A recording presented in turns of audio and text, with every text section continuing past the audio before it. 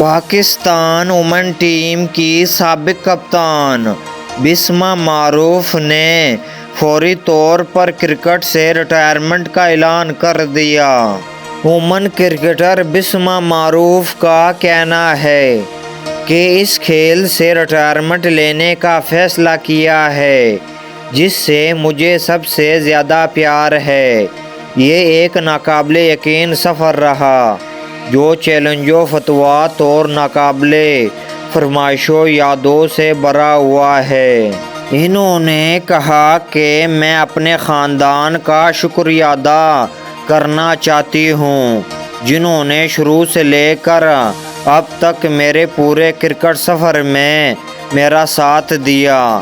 میں Pakistan cricket board کا بھی شکریہ ادا کرنا چاہتی ہوں کہ انہوں نے مجھ پر اعتماد کیا اور اپنے صلاحیتوں کو ظاہر کرنے کے لیے پلیٹ فارم مہیا کیا۔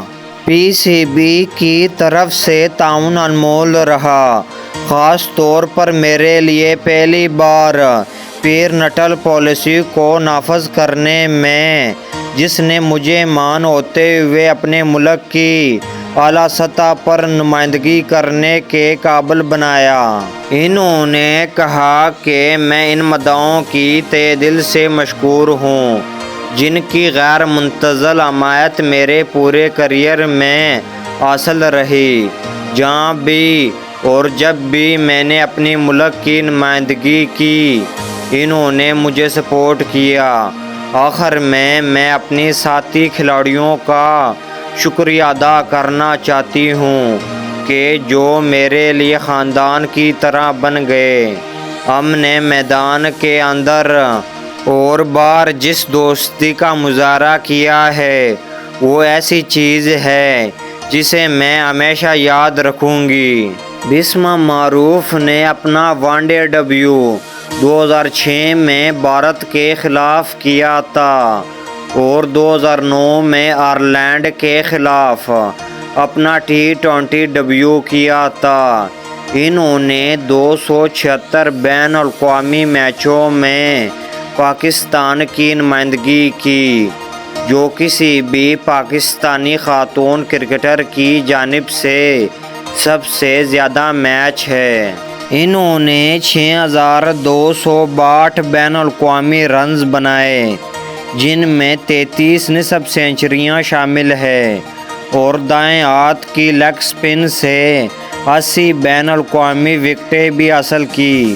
شاندار کیریئر کے دوران بسمہ معروف خواتین کی اس ٹیم کا حصہ تھی جس نے 2010 اور 2014 میں ایشین گیم میں 2 بار گولڈ میڈل جیتا تھا۔ بسمہ معروف نے 96 بین الاقوامی میچوں میں ٹیم کی کپتانی بھی کی۔ انہوں نے ICC one day world cup کے 4 ایڈیشن 2009، 2013، 2017 اور 2022 میں پاکستان کی نمائندگی کی۔ نیوزی لینڈ میں 2022 کے ورلڈ کپ میں انہوں نے ٹیم کی قیادت بھی کی۔